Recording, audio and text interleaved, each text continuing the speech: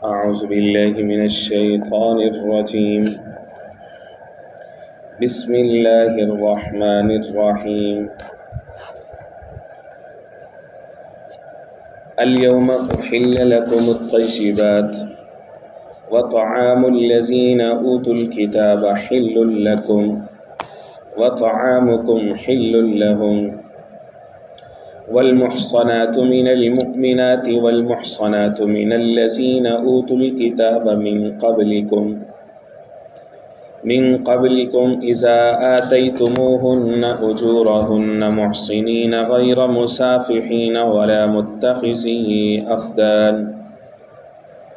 ومن يكفر بالإيمان فقد حبط عمله وهو في الآخرة من الخاسرين. آمنت بالله صدق اللہ العظیم. میرے انتہائی واجب الاحترام قابل صد احترام بزرگوں، بھائی اور نوجوان ساتھیوں، آج کے درس میں قرآن مجید کتاب حکمت کی سورہ نمبر 5 سورۃ المائدہ کی ایک آیہ مبارکہ آیہ نمبر 5 یہ شامل ہے. یہ پہلے رکوع کا اختتام ہو رہا ہے سورۃ المائدہ سے، اور جو احکام چلے آ رہے ہیں انہی کا تتمہ سمجھ لیجئے آیہ نمبر 5 کے اندر موجود ہے. اس سے پچھلی آیہ میں اللہ رب العزت نے طیبات، پاکیزہ، صاف ستھری چیزوں کو حلال قرار دیا. ایک سوال ہوا، ماذا احل لہم، کیا حلال ہے ہمارے لیے؟ تو رب العزت نے فرمایا جتنی طیبات ہیں، پاکیزہ ہیں، صاف ستھری چیزیں ہیں جن کی وضاحت قرآن مجید کی دیگر آیات مبارکہ میں یا احادیث رسول اللہ صلی اللہ علیہ وسلم سے معلوم ہوتی ہے، فرمایا کہ وہ ساری تمہارے لیے حلال ہے. اور باقی جو حرام کر دی گئی ہیں ان کی تلاوت بھی اسی سورہ مائدہ میں کی جا چکی ہے اور آگے بھی کچھ مقامات پر آئے گی. آیہ نمبر 5 میں اسی مضمون کا تسلسل ہے، لیکن انداز یہاں پر وہ بہت زیادہ سمجھ لیجئے کہ اس میں تاکید بہت زیادہ ہے. اعلان فرما دیا، الیوم احل لکم الطیبات، آج کے دن حلال کر دی گئی ہیں تمہارے لیے طیبات، پاکیزہ چیزیں. سوال یہ اٹھتا ہے کہ ایک بات کو ریپیٹ کیوں کیا جا رہا ہے؟ آیہ نمبر 4 کے اندر یہ کہہ تو دیا احل لکم الطیبات کہ بھائی پاکیزہ چیزیں حلال ہیں، یہاں پر دوبارہ سے وہی جملہ الیوم احل لکم الطیبات، یاد رکھ لو کہ آج سے پاکیزہ چیزیں تمہارے لیے حلال ہیں. یہ تاکید کیوں؟ فرمایا تاکید اس وجہ سے ہے کہ یہود و نصارہ کو بھی احکام ملے تھے، لیکن انہوں نے کیا کیا کہ اپنی مرضی کی حلال چیزوں کو حرام کر لی، اپنی مرضی کی حرام چیزوں کو حلال کر لی.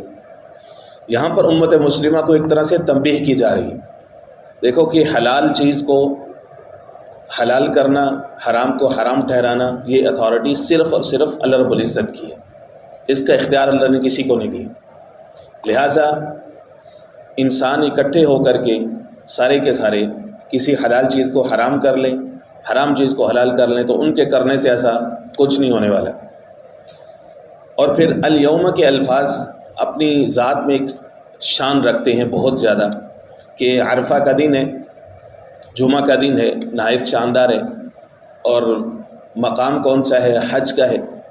اور اس دن جو ہے یہ والی آیات کا نازل ہونا، اس سے ان احکام کی شان بہت بڑھ جاتی ہے، ان کی سگنیفیکینس میں بہت اضافہ ہو جاتا ہے کہ آج کے دن احل لکم الطیبات، تمہارے لیے پاکیزہ اور صاف ستھری چیزیں حلال کر دی گئی ہیں.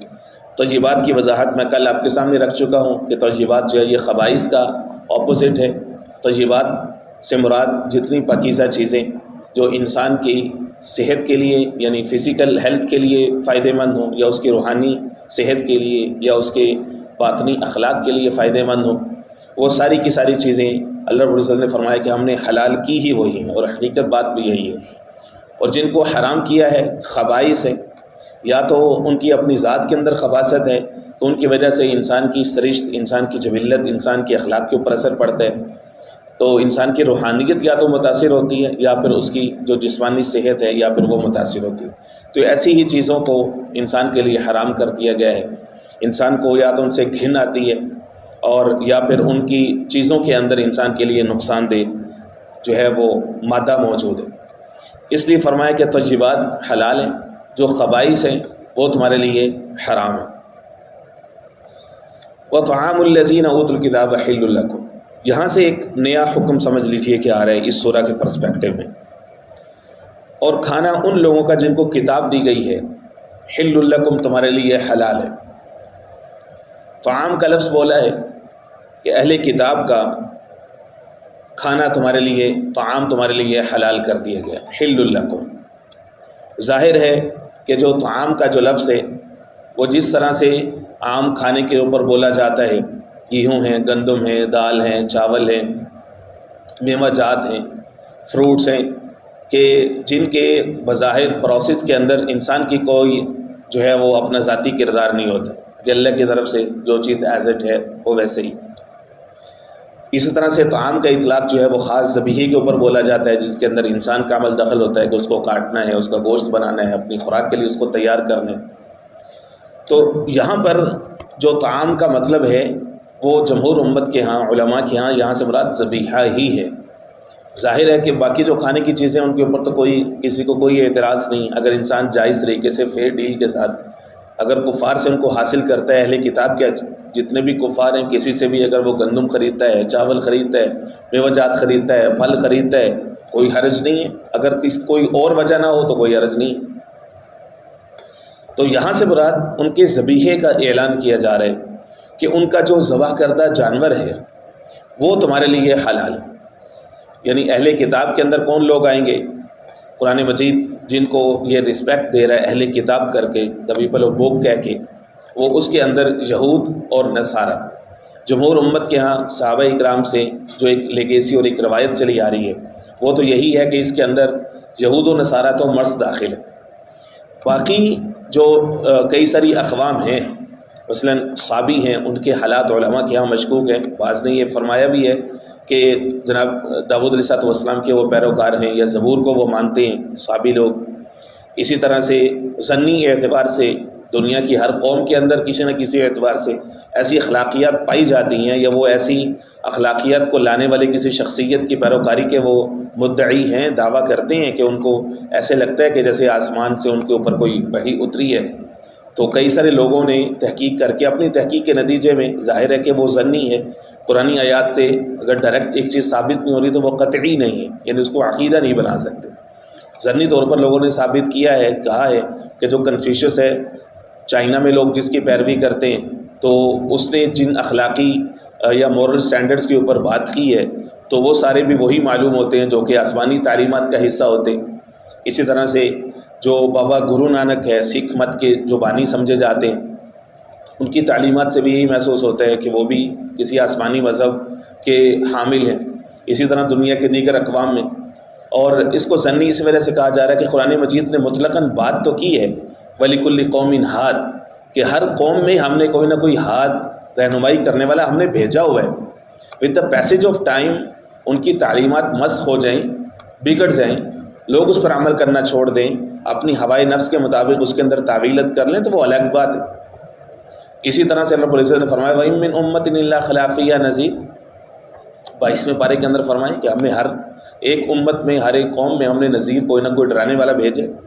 تو ان چیزوں کو سامنے رکھتے ہوئے یہ قیاس کیا جا سکتا ہے، یہ گمان کیا جا سکتا ہے کہ اللہ رب العزت نے سب علاقوں میں کوئی نہ کوئی ایسی شخصیت کو ضرور بھیجا ہوگا، لیکن اہل کتاب ہم قطعی طور پر انہی کو کہہ سکتے ہیں کہ جن کے حالات یا جن کے انبیاء کے نام قرآن مجید کے اندر موجود ہیں اور جن کے حالات قرآن مجید تفصیل کے ساتھ بیان کرتے ہیں، اور وہ ظاہر ہے کہ وہ یہود ہیں یا پھر نصارہ ہیں۔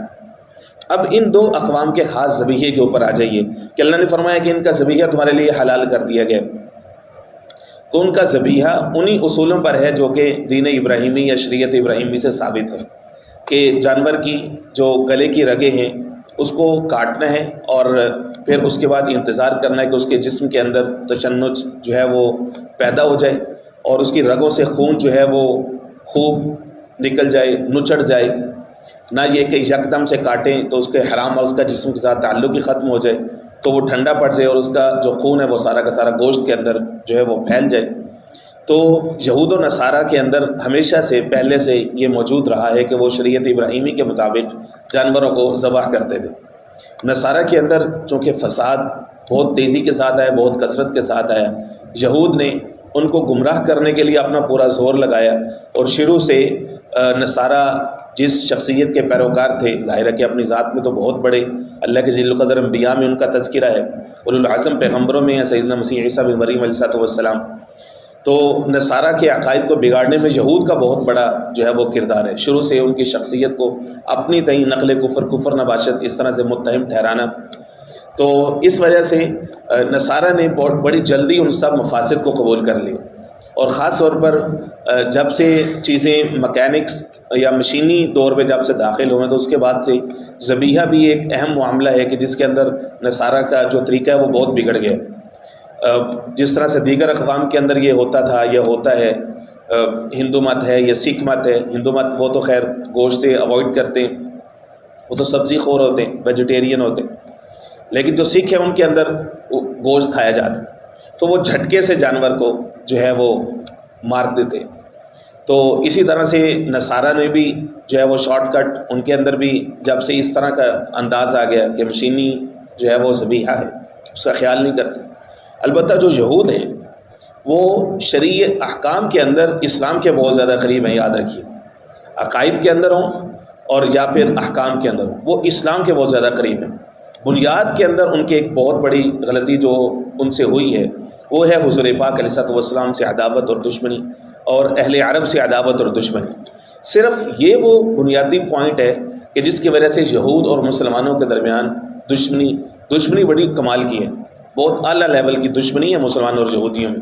کبھی بھی مسلمان جو ہے وہ پاگل پن کے اندر عیسائیوں یہودیوں کی محبت میں آ کر کے یہود کو گلے سے لگانے کی کبھی کوشش نہیں کر سکتا، کم از کم کہ جس کے اندر اتنی ایمانی غیرت موجود ہے، صحابہ اکرام کا طرز عمل موجود ہے، حضور پاک علیہ السلام کی سیرت کے سارے پہلو موجود ہیں، قرآن مجید کی ہدایت موجود ہیں۔ جب قرآن کہہ رہے ہیں سجدن اشد الناس عذابا، اشد کا جو لفظ ہے اس میں تفصیل ہے، اور پھر شدت اس کے اندر خود بخود پائی جا رہی ہے کہ شد جہاں پہ آ جاتی ہے تو شدت مزید اضافہ ہو جاتا ہے۔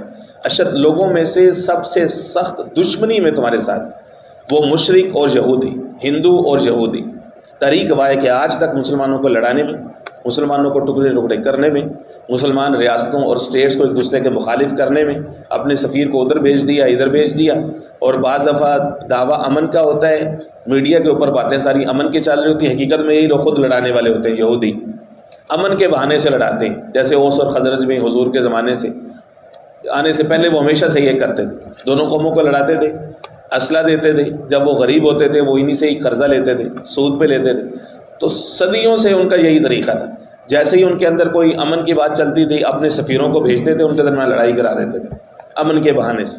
طریق وہ ہے کہ آج تک یہودی یہی کرتے ہیں، کیونکہ اس کی بقا ہی مسلمانوں کے آپس میں لڑنے میں، ان کو پتہ ہے کہ مسلمان اکٹھا ہوگا تو سب سے پہلے ہمارا رخ کرے گا، اس لیے ان کی بقا یہ ہے کہ مسلمانوں کو آپس میں لڑاؤ تاکہ قبلہ اول کی طرف کبھی ان کی نظر نہ آئے، اتنے کمزور ہوں کہ ان کو اپنی پڑی رہے۔ ظاہر ہے جس کے اپنے گھر میں دانہ نہیں ہے وہ کسی دوسرے کی کیا پرواہ کرے، اس کو تو اپنے پیٹ کیا پہلے۔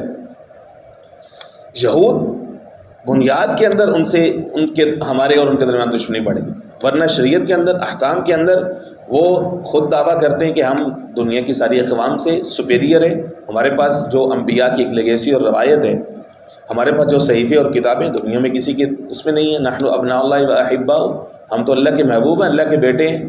لن تمسنا النار الا ایاما معدودہ، سوائے اس کے کہ چند دن جو بچڑے کی پوجا کی ہے ہمارے پرکھوں نے یا بڑوں نے، اس کے علاوہ ہمیں کبھی جہنم کی آگ نہیں چھوئے گی۔ وہ بہت اس کے اوپر پراؤڈ کرتے ہیں، باقی سب اقوام کو، باقی سب انسانوں کو وہ گوئمز کہتے ہیں۔ گوئمز کا مطلب یہ ہے کہ انسان نما جانور ہیں یہ، لہٰذا ان کا کسی بھی طریقے سے ایکسپلائٹ کرنا، استحصال کرنا، ان کا معاش چھیننا، ان کو اپنی ضرورت کے لیے استعمال کرنا، سارا کچھ ہمارے اندر جائز ہے۔ یہودی سے سود نہیں لے گا، لیکن باقی کسی کو وہ بخشے گا ہی نہیں، معافی نہیں کرے گا۔ باقی سب کو وہ انسان نما جانور سمجھتے ہیں کہ اصل میں یہ جانور ہے، شکل ہے ان کی انسانوں والی، یہ یہود کے اندر موجود ہے۔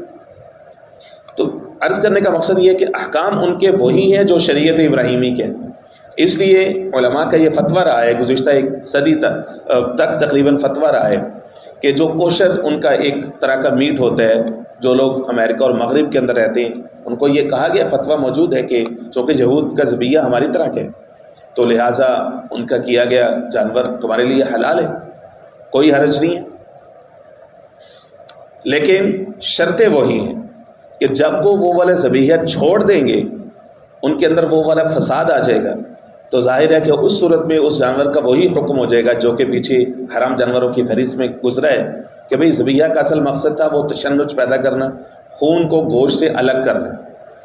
جب وہ نہیں ہوگا تو چاہے کوئی مسلمان بھی اس طریقے سے ذبح کرنا شروع کر دے، ہم جو ہے وہ کئی سارے ایسے اخباریں پڑھتے بھی رہتے ہیں، سنتے بھی رہتے ہیں کہ مسلمانوں کے ہاں بھی اس طرح سے پایا جاتا ہے جب تاجر کے اوپر پیسہ کمانے کی دھن چڑھتی ہے، پاگل پن چڑھتا ہے، جس کو قرآن مجید نے کہا کہ اس کو شیطان سونگ جاتا ہے، اس کے اوپر دولت کا ایسا خمار چڑھتا ہے، تو بس وہ پھر اس میں وہ بھی حلال حرام کی تمیز نہیں کرتا کہ مرغیوں کو پوری کی پوری گردن کاٹی جا رہی ہے، جھٹکے کے ساتھ مارا جا رہا ہے، تیزی کے ساتھ چند ایک سیکنڈ میں پوری جو ہے وہ مرغی کو کر دیا جاتا ہے، جو بلک میں جو گوشت ہوتا ہے تو وہ مشکوک ہو جاتا ہے، پھر انسان کے دل کے اندر ہزار طرح کے گمان آتے ہیں۔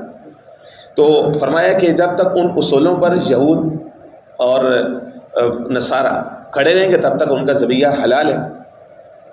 وَطَعَامُكُمْ حِلٌّ لَّهُمْ، اور تمہارا ذبیحہ ان کے لیے حلال ہے۔ وَالْمُحْصَنَاتُ مِنَ الْمُؤْمِنَاتِ وَالْمُحْصَنَاتُ مِنَ الَّذِينَ أُوتُوا الْكِتَابَ، اب حلال اور طیبات کی ایکسٹینشن کی جا رہی ہے۔ وہ جو حکم دیا کہ طیبات تمہارے لیے حلال ہیں، اس کی 1.1 سمجھ لیجیے کہ وہ ہو گیا ان کا ذبیحہ۔ اب 1.2 آ رہے ہیں، شک نمبر 2 آ رہی۔ شک نمبر 2 ہے ان کی عورتوں کا حکم۔ ان کی عورتوں کا حکم بیان کرنے سے پہلے اپنی عورتوں کا حکم بیان کیا کہ مومنوں میں سے، مومن عورتوں میں سے جو پاک دامن ہے وہ تمہارے لیے حلال ہے۔ یہاں پر پاک دامن کی جو ہے وہ شرط لگائی ہے، تو علماء فرماتے ہیں کہ یہ جو قید ہے یہ اتفاقی ہے، اعتراضی نہیں ہے۔ محسنات کی شرط لگائی ہے۔ محسنات یہ حسن سے نکلا ہے۔ حسن کے 2 معنی ہوتے، ایک اس کا مطلب ہوتا ہے کہ خاندانی خیلہ بندی ہو، کہ ایسی بچیاں یا ایسی عورتیں ہوں کہ جن کو اپنے خاندان کی پروٹیکشن میں ہوں، جن کو اپنے خاندان کی عزت کا پاس ہو، لحاظ ہو، یا خاندان کے اندر پلی بڑی ہوں، تربیت یافتہ ہوں، تو ایسی عورتوں کو تم ترجیح دو مومنوں میں سے، ایسی عورتوں کے ساتھ تم جو ہے وہ نکاح کرنے کو ترجیح دو۔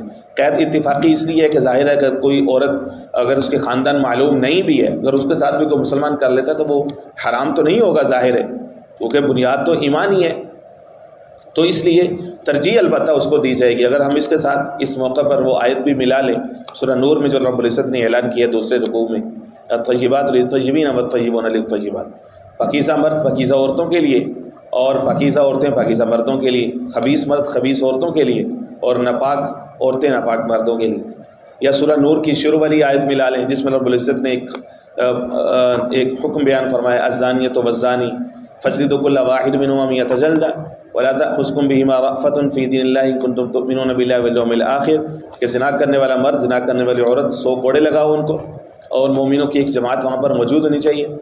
الزانیۃ لا ينکح الا زان او مشرک، زانیہ عورت کا نکاح کسی زانی یا مشرک سے ہی ہوگا، اور اسی طرح سے زانی مرد کا نکاح کسی زانیہ عورت یا مشرکہ عورت سے ہی ہوگا۔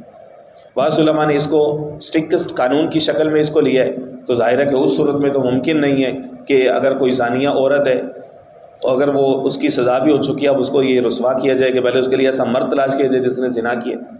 علماء نے فرمایا کہ ظاہر ہے کہ یہ تو نہیں کیا جا سکتا، البتہ یہ ہے کہ اگر وہ دونوں ریڈ ہینڈڈ پکڑے جاتے ہیں یا دونوں سزا یافتہ ہو جاتے ہیں یا دونوں متہم ہو جاتے ہیں تو ان دونوں کا پھر نکاح کر دیا جائے گا۔ ٹھیک ہے، قرآن مجید نے یہ کہہ دیا زانی زانی کے لیے، مشرک مشرک کے لیے، زانی کا نکاح مشرک یا زنا کرنے والے اس سے ہو سکتا ہے۔ تو ترجیح جو ہے وہ اپنی طرف سے انسان تحقیق کے نتیجے میں وہ محسن پاک دامن۔ دوسرا محسن کا دوسرا جو معنی ہوتا ہے وہ ہوتا ہے قلعہ بند ہونا۔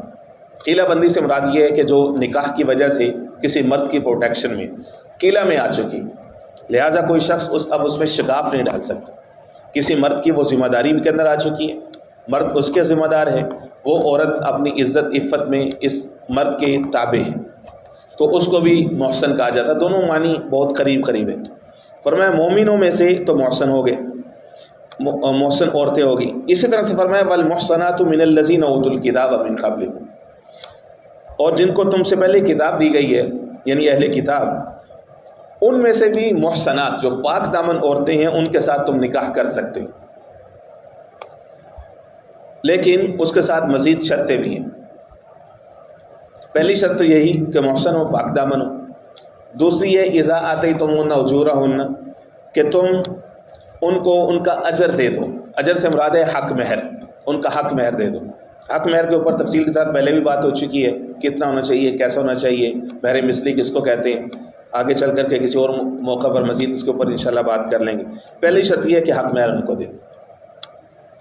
دوسری یہ ہے کہ محسنین غیر مصافحین، کہ ان کو اپنی مستقلاً حفاظت میں لانا مقصد ہو. غیر مصافحین، نہ یہ کہ پیسے خرچ کر کے محض مستی نکالنا، پانی بہانا، موقع کو پورا کرنا، یہ مقصد ہی ہونا چاہیے. غیر مصافحین یہ قرآن مجید کی اصطلاح ہے، اور اس سے پہلے بھی 5ویں پارے کے شروع میں یہ اصطلاح گزر چکی ہے مصافحات کے ذیل کے اندر. صفح یصفی کہتے ہیں پانی بہانے کو، کہ محض اپنی خواہش کو پورا کرنا مقصد نہ ہو. کہ یہ جو چند دنوں کا نکاح ہوتا ہے تو وہ بھی اسی کے ذیل میں آتا ہے کہ نکاح کا اصل مقصد تو انسانی نسل کو بڑھانے، مستقلاً ایک دوسرے کے ساتھ قلعہ بند رہنا، ایک دوسرے کے ساتھ وفادار رہنا، اللہ کے عہد پہ قبول کرنا، تا دم مرگ جو ہے وہ اللہ کے عہد پہ ایک دوسرے کے ساتھ رہنے کا جو وعدہ ہوتا ہے، یہ انسانیت کی سروس ہے، بہت بڑی خدمت ہے یہ. ولا متخذی اخدان. چوتھی شرط یہ ہے کہ خفیہ طور پر آشنائی کا تعلق قائم کرنا. متخذی اخدان، خفیہ ایک دوسرے کے ساتھ تعلق جو ہے وہ قائم رکھنا. فرمایا یہ مقصد بھی نہ ہو. یہ 4 شرطیں ہیں، چاہے مومن عورت کے ساتھ نکاح کرے، چاہے اہل کتاب عورت کے ساتھ نکاح کرے. اب آ جائیے اسی کی 1.3 سمجھ لیجیے. وہ یہ ہے کہ مطلقاً اہل کتاب کی کسی بھی عورت سے، یہود و نصارہ کی جتنی عورتیں ان کے ساتھ نکاح کرنا حلال ہو گیا. اس آیہ میں تو کھلا کے یہ اعلان کر دیا گیا، اور ہے بھی آخری زمانے کی آیت ہے. تو سوال یہ پیدا ہوتا ہے کہ کئی سارے علماء مفتیان حضرات سے لوگ جب پوچھتے ہیں کہ بھائی ہم US میں اور اسی طرح سے مغرب میں اور دیگر ممالک کے اندر ہم رہتے ہیں، تو کیا ہم یہودی عورت سے یا عیسائی عورت سے کیا ہم نکاح کر سکتے ہیں؟ تو علماء مفتیان حضرات عام طور پر بھڑک جاتے ہیں، فوری طور پر کہتے ہیں نہیں بھائی نہیں، جائز نہیں. تو لوگوں کو بڑی چڑ چڑھتی ہے. لوگ ہیں آج کل انٹرنیٹ کے پیروکار، علماء کے پیروکار تو ہیں نہیں بیچارے. بس انہوں نے دیکھنا ہے قرآن مجید، جلدی سے گوگل پہ مولانا گوگل پہ ٹائپ کریں گے اور مولانا صاحب اس کو جو گوگل صاحب جواب دے دیں گے، بس ٹھیک ہے. پھر علماء سے بحث کرنا شروع کر دیں گے کہ بھائی جب قرآن یہ کہہ رہا ہے کہ جائز ہے تو یہ مولوی کو منع کرنا شروع کر دیتے ہیں. بھائی اس کے اندر ہزارہ حکمتیں ہوتی ہیں. جو فتویٰ دیا جاتا ہے نا، وہ ایک آیا یا ایک شک کو پڑھ کر کے دیکھ کر کے نہیں دیا جاتا. کس چیز کا جو حکم بیان کیا جاتا ہے تو اس سے پہلے جتنے احکام جو مختلف جگہوں پر ہوتے ہیں، اس کے پیچھے جو حکمتیں ہوتی ہیں وہ ساری دیکھ پرکھ کر کے پھر فیصلہ کیا جاتا ہے. اور اس کے پیچھے اجماع ہوتا ہے، صحابہ کرام کا عمل ہوتا ہے. سیدنا عمر فاروق رضی اللہ تعالیٰ عنہ کے اپنے عامل تھے، گورنر تھے. ان کے بارے میں پتہ چلا کہ انہوں نے کسی عیسائی عورت سے شادی کر لی. حضرت نے فوراً اس کو لکھا کہ ایک تو اس کو چھوڑو، طلاق دو، ورنہ تمہارے سے میں گورنری بھی چھین لوں گا. تم کیا اگزامپل سیٹ کر رہے ہو مسلمان نوجوانوں کے لیے کہ وہ اہل کتاب عورتوں سے شادیاں کرنا شروع کر دیں؟ تمہاری اگلی نسلوں کا کون ذمہ دار ہے؟ گویا کہ جب فتویٰ دیا جاتا ہے، جب کسی چیز کا حکم بیان کیا جاتا ہے تو اس کے اندر اس کے اثرات بھی دیکھے جاتے ہیں. حبر الامہ جو صحابی کہلاتے ہیں، حضور پاک صلی اللہ علیہ وسلم کے بڑے لاڈلے صحابی ہیں، بڑے ذی القدر صحابی ہیں. سیدنا عبداللہ بن عباس رضی اللہ عنہما، جناب عباس رضی اللہ تعالیٰ عنہ کے صاحبزادے. عنہما اس لیے کہ باپ بھی صحابی ہیں، بیٹے بھی صحابی ہیں، اس لیے تسنیہ بولا عنہما. حضور نے ان کو دعا دی، اللہم فقہہ فی الدین، اے اللہ ان کو فقیہ بنا دے میری امت کا. اس لیے ان کو فقیہ الامت بھی کہا جاتا ہے. فقہ کہتے ہیں قرآن و سنت کے اندر گہرائی کا علم حاصل کر. اللہم فقہہ فی الدین وعلمہ فی التاویل، اور قرآن مجید کی تفسیر کا علم ان کو عطا فرما دے.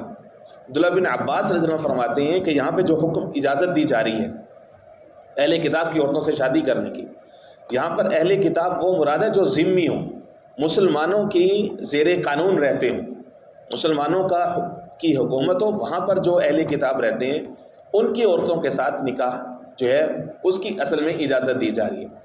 اس کی ایک وجہ ہے، اس کی ایک وجہ یہ ہے کہ جب نکاح ہوتا ہے تو اصل میں بنیادی طور پر جو عورت ہوتی ہے وہ مرد کے تابع ہوتی. مرد مؤثر ہوتے ہیں، عورت جو ہے وہ متاثر ہوتی. اب اگر اس عورت کا تعلق ایسے معاشرے سے ہے، ایسے لوگوں سے ہے، عیسائی اکثریت سے ہے، یہودی اکثریت سے ہے، جہاں پر مسلمانوں کا قانون نہیں، وہ عورت جب آئے گی تو اب یہ جو مرد ہے ظاہر ہے کہ اس نے تو کسی نہ کسی لالچ میں کیا ہے، لالچ میں نہ بھی کیا ہو، کل کو جو اولاد ہوگی وہ کس کے تابع ہوگی؟ اولاد کے ساتھ عورت کا کانٹیکٹ زیادہ ہوتا ہے، مرد کا کانٹیکٹ زیادہ نہیں ہوتا۔ مرد تو بعض دفعہ کئی سارے گھرانوں میں مہینے کے بعد گھر آ رہے ہوتے ہیں، ہفتے کے بعد گھر آ رہے ہوتے ہیں، جلدی سے جلدی بھی ہیں تو صبح نکلیں گے شام کو آئیں گے۔ کئی سارے لوگوں کی اگر ہم ان کے ذاتی زندگی کے بارے میں جانیں یا وہ خود بتائیں، پتہ چلتا ہے کہ بھئی جب وہ جا رہے ہوتے ہیں گھر میں بچے سو رہے ہوتے ہیں، جب رات کو آتے ہیں تب بھی بچے سو رہے ہوتے ہیں۔ بچوں کے ساتھ تو ملاقات ہی اتوار کے دن ہوتی ہے، چھٹے کے دن ہوتی ہے۔ تو اب دیکھیں کہ عورت کا کانٹیکٹ زیادہ ہے، تو بچوں کے اوپر عورت کا رنگ چڑھے گا زیادہ۔